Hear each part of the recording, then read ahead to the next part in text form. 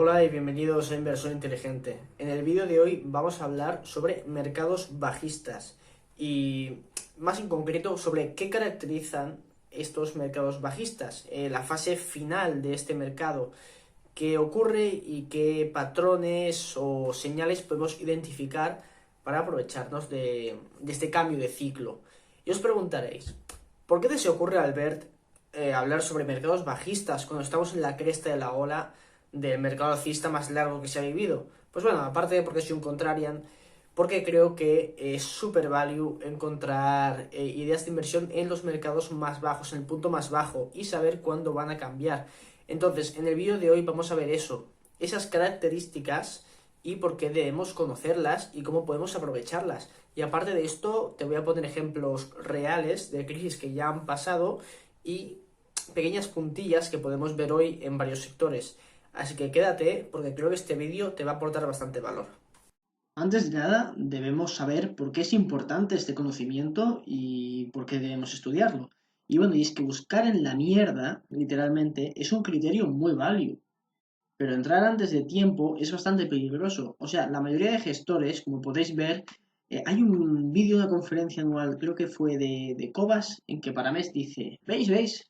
Pone un gráfico así como de una bajada total, dice, estos son los gráficos que nos gustan, esto es lo que nos gusta a nosotros investigar e invertir en empresas que han caído, que nadie las quiere, que son literalmente empresas que encuentras en la mierda. Entonces es un criterio muy válido. Y bueno, la economía es dinámica, sigue ciclos, pero hay sectores o subsectores que siguen su propio ciclo. Entonces, en lo alto de la cresta que estamos ahora, en este bull market o mercado alcista tan grande, hay sectores que no, que viven todo lo contrario, viven el ocaso de su ciclo, están en la ruina. El caso más sonado es el del sector de la energía, donde la empresa más grande del S&P 500, creo que es Amazon, cotiza más que todo el sector energético de Estados Unidos. O sea, realmente es un poco disparate, depende cómo lo veamos, es tema de discusión, depende con quién, pero a mí me parece absurdo que una sola empresa valga más que todo el sector energético de Estados Unidos. Pero bueno, y bueno, identificar estos rasgos puede ayudarnos a obtener mejores rentabilidades, porque si encontramos empresas en sectores que nadie quiere, o simplemente extrapolándolo y concentrándolo solo en empresas, cuando la narrativa cambie y cuando el sentimiento cambie, veremos una revalorización de múltiplos y un crecimiento de la empresa quizá orgánico más potente. Entonces es importante saber identificar cuando una empresa que nadie quiere va a cambiar de dinámica y convertirse en una empresa que queremos tener, bueno, que la gente quiere tener y nos pagarán más por ella, que es lo que buscamos, ¿no? Crisis y causas. Pues bueno, diferentes crisis y diferentes causas. No hay dos crisis iguales, pero sí que se pueden encontrar parecidos y lo mismo con los bottom de mercado, o sea, con la parte final de mercado. Seguramente no encontraréis dos casos exactamente iguales. Siempre va a haber ciertas variaciones y por eso es tan difícil predecir las crisis económicas, porque es que hay tantos factores en juego que no se puede computar y no se puede saber cuándo va a ocurrir algo. Y bueno, a veces sí que se pueden extrapolar estos hechos que han ocurrido a sectores concretos. Si estudiamos la Gran Depresión, se debió en gran medida a un exceso de deuda privada. Alcanzó el 240% del PIB. O sea, imaginaos la cantidad de deuda en manos de las familias que había en el país en ese momento, porque se puso súper de moda pues invertir en bolsa, muchas veces a crédito, se venía de un bull market enorme que ocurrió después de la pequeña crisis que hubo después de la Primera Guerra Mundial en Estados Unidos. Como sabéis, normalmente, pues después de una guerra que ha favorecido tanto a la industria local, obviamente si no participas en ella, si eres un país neutral, pues la industria se pone a producir a alto rendimiento, ya se acaba la guerra y se para esa producción, pues se vive una crisis de que no se sabe dónde colocar esa producción y se ralentiza la economía. Y bueno, después de esto, pues se vivió los felices años 20, sí, pero la economía en una de las crisis más brutales que han sacudido Estados Unidos y el mundo. Y bueno, para poner un caso más actual sobre esto de la deuda privada, se calcula que la deuda de las empresas de shale oil en Estados Unidos está entre 280 y 300 billones. O sea, imaginaros, y el market cap, o sea, la capitalización bursátil de todo el sector energético de Estados Unidos es de menos de 150 billones. Ahí os dejo los datos para que reflexionéis un poco e investiguéis un poco sobre la deuda de estas compañías porque es una de las puntillas que le dan, bueno, que me ayuda a estar bull con el petróleo. Métricas que se utilizan, bueno, se me olvidó mencionar que esto lo he sacado todo un poco de un libro que se llama Anatomy of the Bear, Anatomía del Oso, que recomiendo que le echéis un vistazo.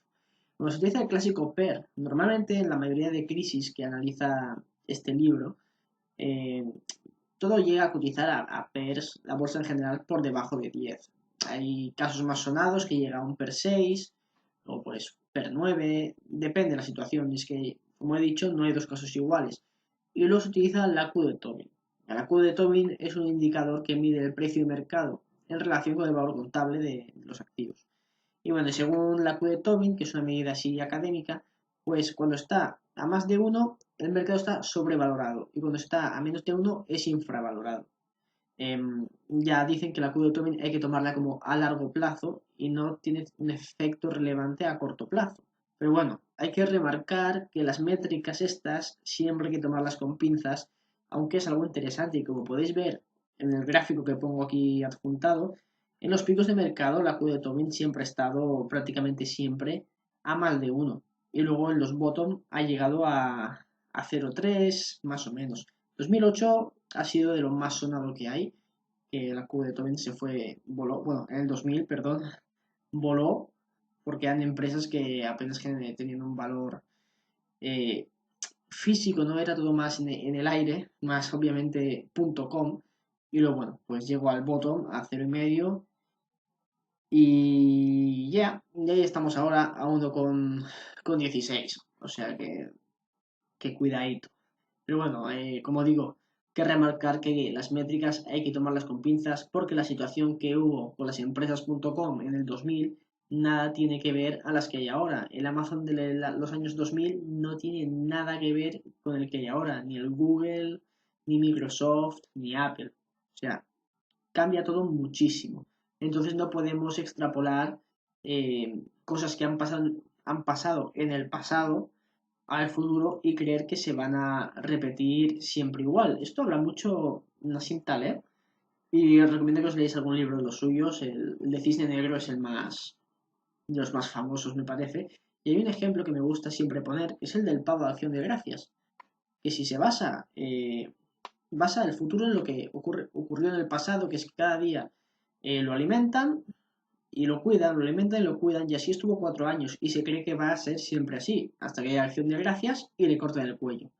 Entonces, todo ese dato empírico que ha tenido recopilado no le ha servido de nada, porque ha ocurrido lo que es un cisne negro, un evento que te desmonta todo, básicamente.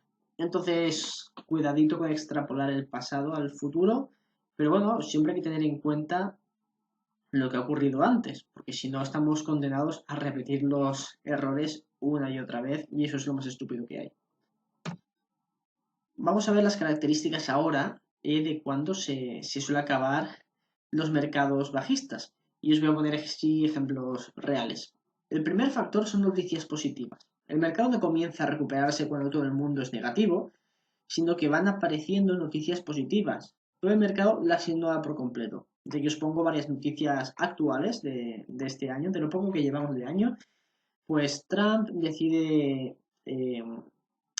poner a disposición del gobierno 150 millones al año para establecer una reserva de uranio. Y esto está programado para 10 años, 1,5 billón para hacer compras domésticas de uranio. Luego Cameco, pues, se vuelve optimista sobre el mercado del uranio. Bueno, podéis leeros la noticia y van a seguir haciendo compras a spot. Luego los planes para nuevos reactores, que la demanda de uranio ahora ya es pre-Fukushima y se van abriendo un montón de reactores este año. Me parece que se abren más de 10, o sea, imaginaros la demanda que eso conlleva. y todos los que hay 50 bajo construcción, Japón tiene que reabrir los suyos ya construidos, etcétera, etcétera, etcétera. Noticias positivas. 2. Estabilización de precios. El precio de las commodities deja de caer y se estabiliza. Ya sabéis que sobre todo las industriales están súper ligadas a la economía y cuando hay un crack, pues se hunden más que el Titanic, hasta que se estabilizan. Y la estabilización de las commodities suele ser una señal de recuperación. Aquí podéis ver el precio del uranio, que ya desde 2014 hasta ahora, 6 años, ha estado estabilizándose, después de la caída que tuvo enorme, obviamente, en el 2007-2008, lleva varios años estabilizándose y desde 2017, por ejemplo, ya incluso ha remontado un poco, pero lleva plano totalmente estable. Esas eran las dos noticias más actuales que quería poner, que ya sabéis que me gusta mucho el tema del uranio y para que las tengáis en cuenta. Luego hay otros factores totalmente importantes, pero no he metido ahí noticias ni nada de por medio, pero hay que mencionarlos. Y es que suele haber bajadas de tipos que estimulan la economía. Y hostia, si hubiese una crisis ahora y tienen que bajar más los tipos, chungo lo veo, ¿eh? Pero bueno, hay que normalmente se suelen bajar los tipos para estimular la economía y es algo que ha ocurrido históricamente. Entonces es una de las características. Luego, el sector automovilístico suele remontar como la demanda por licencias de construcción. Es que el sector automovilístico es de los sectores que mejor predice las recuperaciones económicas. Porque lo que le gusta a mucha gente es, hostia, tengo dinero, me compro un coche. Entonces, el sector de ventas, o sea, las ventas en el sector automovilístico suele reflejar, dar una imagen bastante fiel de cómo está la economía.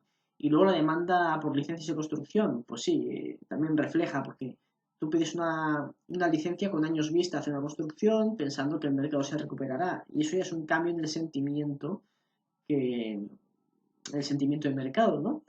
Y luego una cosa también importante es que ya han quebrado los activos más tóxicos de la economía. Normalmente, o ya ha habido los rescates pertinentes. Pero tenéis que pensar que cuando se entra en recesión es porque hay algo en la economía que no ha funcionado correctamente. Ha habido desajustes y esos ajustes se han de corregir para que la economía siga adelante. Entonces se tienen que reestructurar. O bueno, puedes intervenirlos y acabar como Japón, que estancado ya para la eternidad. Y bueno, y hay que tener en cuenta que los cambios bruscos de mercado no suelen ser lo más habitual, sino que los bear market pueden ser largos periodos de inactividad. O sea, esto que vimos aquí de los años 2000 o la crisis del 2008 no suele ser la norma. Normalmente los mercados, que aquí no he puesto la evolución de los mercados, sino de la tasa Tobin. Eh, Tasa Tobin no, la Q de Tobin. Suelen quizá estar más planos, luego subir, pero esas bajadas bruscas, esos crash de mercado, en plan como la Gran Depresión del 29, 2008, pues no suele ser lo más habitual. Pero bueno, que pueden ocurrir. Entonces, bueno, estas son las características más a recalcar sobre los bear markets que creo que teníais que conocer. Así que espero que le saquéis partido al vídeo. Así que bueno, muchas gracias. Recuerda darle like, suscribirte y si tienes cualquier pregunta dejarla en la caja de comentarios. Así que nada, es todo y nos vemos en el siguiente. Chao.